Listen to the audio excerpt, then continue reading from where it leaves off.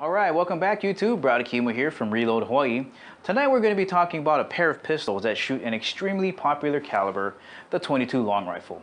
And let's face it, I mean, even in my opinion, I blame the 22 long rifle for getting thousands of new shooters hooked into the sport of shooting. And that's what we need. We need a lot of new people to start shooting so we can keep this heritage alive. Reasons, it's very cheap. You can go out there and shoot it all day. It's very low recoil, so the physical demand on your body isn't very big. And as far as availability, at least in my area, November 2015, it's readily available. So you get all those things put together, and it's very satisfying for a new shooter to see the results at 25 yards, 50, 75, 100, especially when you're plinking. It's a fun time, and that's what we need, is to have people keep coming back. And that's what this video is about. Do you have to spend a lot of money to get decent-sized groups with a 22 long rifle pistol? Now, I know the word decent is going to be subjective, and some people will say a penny or a dime is a good grouping. But let's be reasonable. For this video, I'm going to say that a decent-sized grouping is the size of maybe a Chips Ahoy cookie. So do you got to spend big bucks? Now, the review I did just before this one, we had Ruger versus Smith & Wesson, and it was a revolver video. And I think most people would agree that Smith & Wesson is more well known for their revolver than Ruger. So this time what we're going to do is we're going to take the same two companies, Smith & Wesson. This is a model 22A. This one can be found for about $180 with plastic grips, or if you want it as configured with these sexy wood laminate grips, about $300. And then we're going to take a Ruger, and I think most people will agree that Ruger is more well known for their 22 long rifle. We're going to put these two next to each other. Now this one you can spend for maybe $550 to $600, and there's various Ruger models. It can go all the way down to about $250. But for this sexy, sleek stainless steel 6 7/8 slab-side barrel, is it worth it to get great results?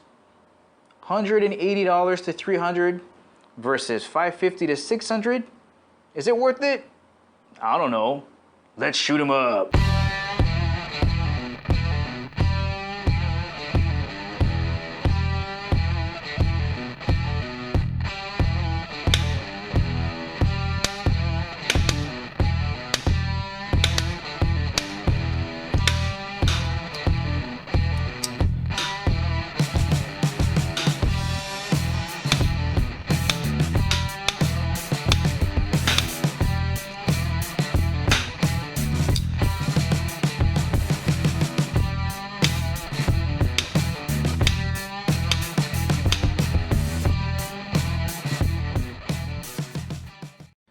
Shoots. All right, guys, before getting into the actual side-by-side comparisons, I just want to give a shout out to Mr. Dexter Lum from Real Steel Tactical.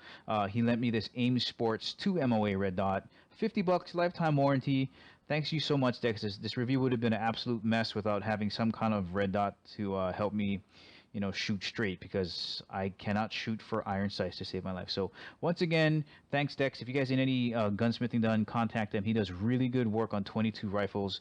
He can take the most sloppiest 22 rifle and make it ridiculously like sub MOA accurate. So once again, thanks, Dex. You'll never be getting this dot back. Ha. Okay, moving on to the review. As usual on Stumpy, I've got the two pistols on there. One on the bottom, that's going to be the Smith, and the one on the top, that's going to be the Ruger. So as always, let's make sure that these are safe. I'm going to pick up the Ruger first, flip it over, got no magazine in there. Let me turn it around, make sure that this chamber is clear. Got it. Okay, I'm going to get this out of the way. Let's make sure that the Smith is good. I'm going to flip it upside down also. Look at the gaping hole in that thing. Oh my God, I'll talk about that a little bit later. Got nothing in there. Okay, it's set. So let's talk about the Smith here. This is the 22A. This is a 5.5-inch barrel, and the rail on this thing is absolutely beautiful. It's weaver based, so you can put any type of optic on there that will accept the weaver. I can see the elevation here, and it's also windage adjustable. Nice big screw heads in there. Sights, nothing really popular or special about it. Let me flip it over to the left side so you can see the Smith & Wesson Model 22A-1. On the right side, you have the 22 long rifle, you know, annotated for the caliber. And let's talk about the grips. Beautiful wood laminate grips. I really wanted these. I didn't want to get the cheaper one because I just felt like the Target grips were nicer. Beautiful Smith & Wesson logo engraved in there. Really love them. The only bad thing is a huge hole in here. I mean, it feels good in the hand, but check this out. The magazine like totally disappears when you put it in there. Like my whole thumb goes in there. It's gone. It's a Bermuda Triangle of magazines. And you know, sometimes when your hands are you've been shooting for a while, it's hard to jam that in there. There's a look at the magazine release. It's actually in a front strap of the gun. So for people with smaller hands, boom, that thing comes flying out there. You know, very easy to eject. I mean, it literally flies out there. But God, look at this thing, man. It goes all the way in there. Oh. So I'm going to cock this back a little bit. I have to do it this way because there's a magazine disconnect there, but I just want to show you the trigger. So there's a take-up. Perfect. And then I'm going to break it. Oh, dry firing 22 LR. People are going to freak. Okay. I'm just going to do it one more time. Let me get this cock on here. Kick. Oh, okay. Let me release the safety. Okay, perfect. Or slide lock. And then here's the take-up again. And here's a break. Clack. Okay, perfect. And that's pretty much it. Those things fly out of there. You know, it's a weird magazine release in the front, but for people with smaller hands, it's going to be pretty good. Here's a Ruger. Look at this grip here. Oh man, this thumb rest for your thumb, and you know the color and the texturing of this grip is so beautiful. Stainless steel. It's so beautiful. Once again, thank you for Aaron for letting me have a look at this guy here. Nice 6 7/8 slab side barrel. You know, it saves on weight. You don't have the entire barrel to worry about there. You don't lose any type of rigidity. So both of these have bull barrels on them. You can see the Ruger Mark III, or excuse me, Mark II target on there. Sights there, also elevation and windage adjustable. Let me flip it over so you can see the screw on the other side. A little bit smaller, so you have to carry a little bit smaller screwdriver to adjust it. And this plunger, this freaking plunger of hell. I don't like breaking Rugers down, but you'll have to find some kind of a wooden dowel sometimes to push that through and pop out the mainspring housing. Well, on the Smith, there's a little button in the front, stiff as hell when you first get it, but as you break it in, it gets a little bit softer. But what you do is you push that spring in and you lift up the barrel. One weird thing too is there's a little plastic piece that sits right in here. If you shoot enough 22, it'll wear out, and they do give you one extra one, but you might have to buy a packet of 5 if you do shoot a lot. So I'm going to give the advantage to the Smith as far as breakdown. Now the magazine release on the Ruger, this particular model, is on the bottom. So you just got to push it, pops right out. Not as dramatic as a Smith, you know, but still very good. Here you go. I'm going to give you the trigger take up. I think it's about the same as a Smith. So a little bit of take up and a nice clean break. And both of these you can do trigger jobs for, but oh god, I dry fired a 22 LR again. I know. So crazy. So let me cock this back again and get the slide release there, or bolt release going there, and then you can see it again. A little bit of take up and click, very crisp. You know, some people say you need a trigger job. I don't know. I like it, you know. But that's the grips there. Once again on the other side, I like it. Here's a side by side. Nice shot there. Let me flip them over. You can see the left side. I'll roll them over again so you can see the right side, and then we'll end with you know, a good look at the back half of that. So yeah, that's about it, guys. I'm gonna pause here so we can get on to the weight and trigger test. Okay, let's roll straight through it. We got the Smith & Wesson weighing in at 2.5 pounds with its fatty wooden grip. The Ruger is going to be more, weighing in at about, I think it's like 2 pounds, 12 ounces. That's because of that big, long, sexy, silky, smooth 6 7/8 bull barrel. Could be heavier if you left the portion that they cut out for the slab side.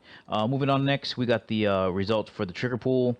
We got the Smith at 3.4, Ruger at 3.1. Those are relatively close.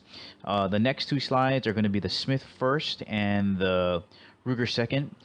These are me sighting in both of the red dots. So you can see the first one there is the Ruger, or excuse me, the Smith. Once I got that dialed in and did pretty well. And then the next slide is going to be of the Ruger. Got that sighted in pretty quickly. And then the next couple of slides are going to be of a splatter target with 5 4-inch targets and 1 big 8-inch. I fired 5 small shots excuse me, 5 shots at the 4-inch groups and then 10 at the 8-inch. The first one is going to be the Smith here, and if you compare it to the Ruger here, I don't see a large $300 difference in both. And keeping in mind that there are different variations, but what I'm doing here is even if I go with the lower end Ruger, which would be 250 bucks, and I compared it to the lower end of the spectrum for the Smith, which is 180, you can still save a lot of money. The main point being is I don't think you need to spend exorbitant amount of money to get good at shooting 22 long rifle. No, just want to be, on the side of Ruger here because that Ruger Slabside it's hot. That if you can afford it, you got to get it because it's a more stout gun. It's beautiful, and I think being consistent is going to be a little bit easier with the Ruger. I mean, it is just you hold on to that thing and it feels so good. But that's not to say that guys on a budget, if you got to pull $180, Smith and Wesson 22A, don't hang your head because you're going to be able to get some pretty good groups. I think all you're going to need is a really decent red dot like the one that I was using for 50 bucks. You don't need anything crazy like a Seymour or anything of that variety. But I think you're going to be satisfied either way you go. So do I like both pistols? Absolutely. But is the value going to be there on the Smith & Wesson? I absolutely think so. You're going to have a very fun time shooting both. 22 long rifle is a great time. But again, for me, I really enjoyed shooting the Smith & Wesson. But man, I got to tell you that Ruger, whew, if you can afford it, go for it. I think what I'm going to try to do next is I'm going to try to get a baseline Ruger and then put it up against a Slabside to see if there's a difference, and see. I don't think there's going to be a massive difference, but we'll see. So once again, thank you for everybody for your support, Aaron out there and Dexter from Real Steel Tactical for lending me the red dot again, and for all of you out there who are watching the YouTube channel, thank you so very much. If you like the video, give me the thumbs up. It's always going to help me to subscribe to my channel if you want to see more. So that's the end of the review, guys. I hope you enjoyed it, and as always, I will catch you later.